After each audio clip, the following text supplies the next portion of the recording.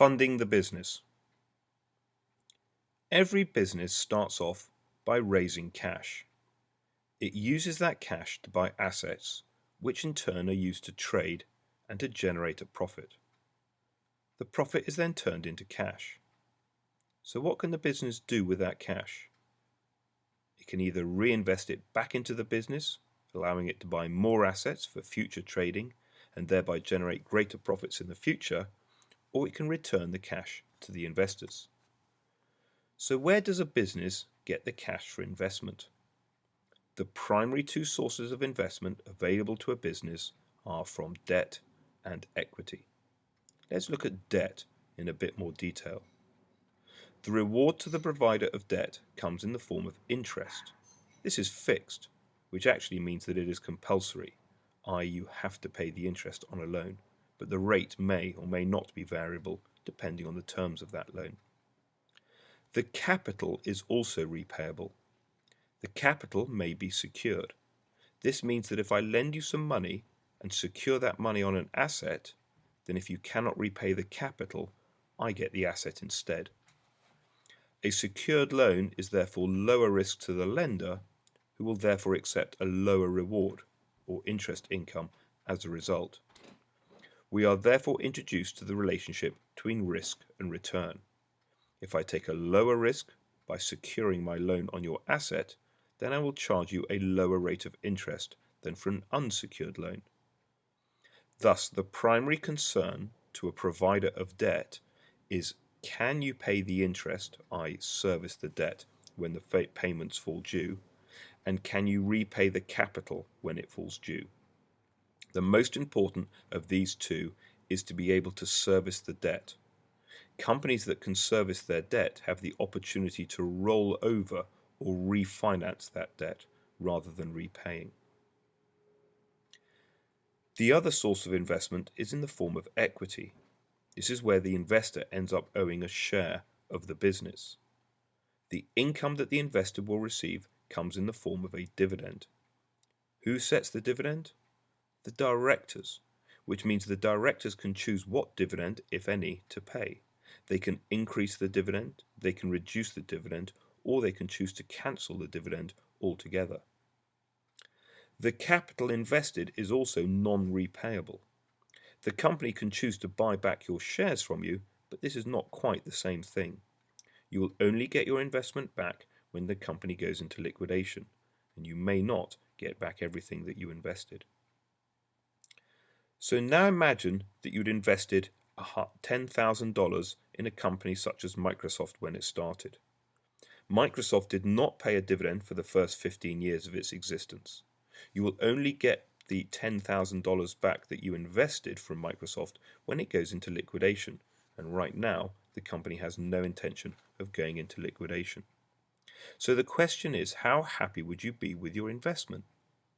If you're thinking, based on the fact that you've received no dividend income and have no prospect of getting your capital back from Microsoft in a reasonable time frame, that you would be unhappy, then you would be wrong.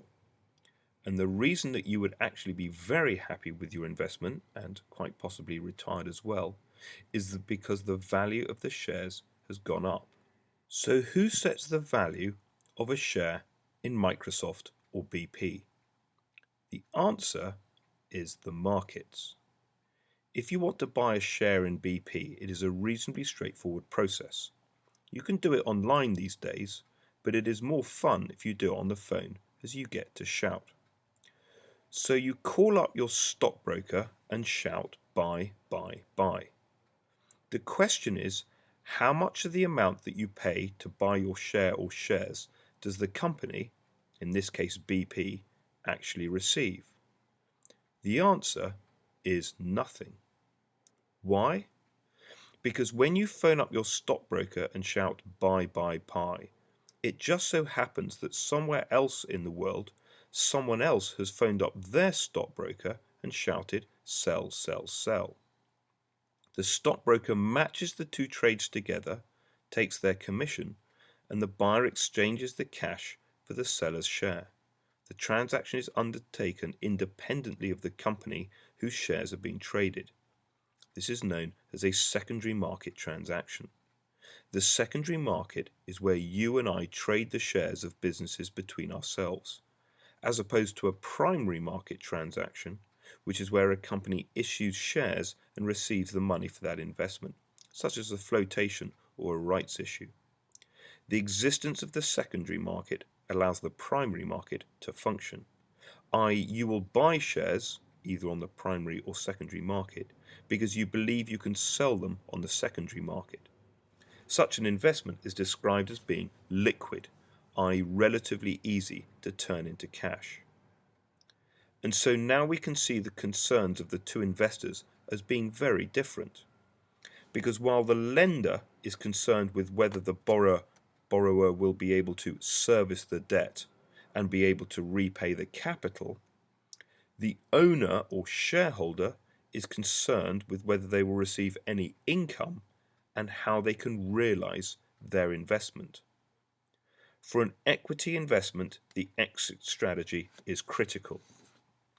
Realizing an investment in a publicly traded share such as BP is pretty easy, as there is a ready secondary market in which to trade that share. But a private investment in an unlisted company is much more difficult to realize, as there is no ready market. A share in BP is therefore said to be very liquid investment, i.e., it is very easy to turn into cash, whereas a share in a private or unlisted company is much less liquid. A less liquid investment represents a higher risk to the investor, and so they will demand a higher rate of return to compensate them for taking on this additional risk. It's a question of liquidity. That is how a business is funded.